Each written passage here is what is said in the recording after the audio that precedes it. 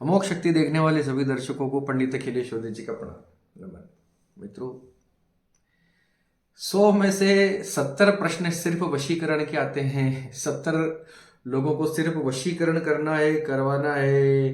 गुरुजी वो मुझे छोड़कर चली गई है, 2 महीने से हमारा मुझसे बात नहीं कर रही है, हमारा 12 साल पुराना रिश्ता था। गुरुजी वो मुझे छोड़ के चला गया है, मुझे ब्लॉक कर दिया है, मुझे मेरा फोन नहीं उठाता। ये सब चीजें चल रही हैं। अरे भाई, पढ़ाई लिखाई पे ध्यान दो, अपने करियर पे ध्यान दो। तुम्हें अगर वो तुम्हें ब्लॉक कर दिया है, तुम्हें नहीं तुम्हारे साथ रिश्ता नहीं रखना चाहता, तो तुम क्यों उसके पीछे पड़े हो? तुम्हें क्या गारंटी है कि तुम्हें जीवन भर वो सुखी रखेगा या रखेगी, तुम्हारे साथ निभा लेगा या निभा लेगी? जब अभी ये हालात हैं तो भैया शादी के बाद तो अच्छे अच्छों के हालात बिगड़ते हुए हमने देख लिए। तो इन सब चीज़ों से बाहर निकलिए। हाँ, लेकिन थंबनेल में जैसा कि आपने देखा होगा, मैं बताने वाला हूं मोहन मुद्रा, एक मोहिनी मुद्रा है जिससे आप देखिए, वशीकरण में और मोहन में यह फर्क होता है कि मोहन कर्म इस प्रकार से होता है कि आप किसी को भी मोहित कर सकते हैं, कोई भी आपकी तरफ आकर्षित हो सकता है ना। आकर्षण और मोहन लगभग लगभग बहुत सेम होते हैं। वशीकरण तो वो होता है जो आप जिसको करने के बाद आप किसी को अपने वश में कर लेते हैं, अपने मन के मुताबिक उससे कोई कार्य करवा लेते हैं, वो वशीकरण है। मोहन में कोई प्रॉब्लम नहीं, आकर्षण में कहीं कोई समस्या नहीं है मेरी नज़र में। अगर आपका व्यक्तित्व इतना मोहक है, भगवान श्री कृष्ण मोहक थे, वो मोहन इसीलिए कहा जाता है। वो किसी को वश में नहीं करते थे, लोग उनके वश में होते थे। समझना बात को, है ना। उनसे प्यार करते थे। कोई ऐसा नहीं जी जो कृष्ण से नफरत करता हो, भगवान से नफरत करता हो। तो भगवान मोहक है, मोहन है ना। तो इस प्रकार से आपका व्यक्तित्व, आपका चरित्र, आपका बॉडी लैंग्वेज, आपका शरीर, आपकी स्किन, आपकी आवाज़, आपका रहन सहन, आपका पर्सनैलिटी इस प्रकार से होने लग जाएगी कि लोग आपसे मोहित होने लगेंगे। ये एक मुद्रा है, भगवान विष्णु की प्रिय मुद्रा है, भगवान कृष्ण की प्रिय मुद्रा है। इसको त्रैलोक्य मोहिनी मुद्रा भी कहते हैं। त्रैलोक्य मोहिनी मुद्रा, जिस मुद्रा के अभ्यास के बाद तीनों लोगों को आप मोह सकते हैं। इसको जगमोहिनी मुद्रा भी कहते हैं, त्रैलोक्य मोहिनी मुद्रा भी कहते हैं।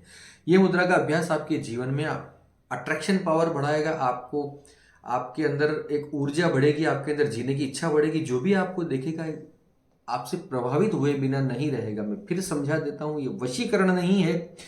इस मुद्रा के करने के बाद आप ये चाहें कि अमुक व्यक्ति, उसका मैं वशीकरण कर लूं, या अमुक कन्या मेरे वश में आ जाए, या ऐसा मेरा बिस्तर पे आ जाए, ये सब बकवास नहीं है ना। मोहन है, आपके शरीर में एक प्रकार से इस प्रकार के परिवर्तन आएंगे कि आपसे लोग प्रभावित होने लग जाएंगे। खास तौर से जो जो सार्वजनिक जीवन में है, पब्लिक फिगर हैं, या जिनको लोगों से काम पड़ता हो, पब्लिक फिगर्स जो होते हैं, जिनको बोलना पड़ता है, जिनके जीवन में लोगों से, जिनको सोशली जो काफी लोग एक्टिव रहते हैं, उनके जीवन में ये मुद्रा बहुत कमाल कर सकती है।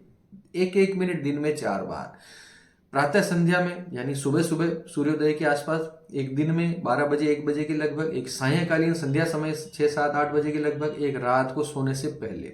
4 समय इस मुद्रा को एक एक मिनट के लिए आपको करना है जीवन में। और इसके साथ अगर आपका कोई मंत्र है, कोई अगर आप मंत्र का जाप करते हैं, किसी भी इष्ट देव का हो, किसी भी भगवान का हो, किसी भी देवी देवता हो, खासतौर से कृष्ण का या विष्णु भगवान का कोई मंत्र हो, श्री कृष्णम शरणम शरणम मम, या क्लीम शब्द का उच्चारण भी आप इसके साथ कर सकते हैं।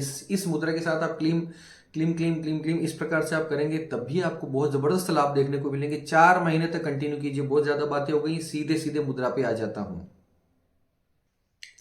इतनी सिंपल मुद्रा है कि आप जब देखेंगे तो हंसेंगे। कुछ भी नहीं लग रहा है भाई, आपके जीवन का उद्धार आप ही कर सकते हैं। दोनों मुट्ठियों को इस प्रकार से जोड़ लीजिए, अंगूठों को खुला रखिए, दोनों मुट्ठियों को इस प्रकार से आपस में बंद करके,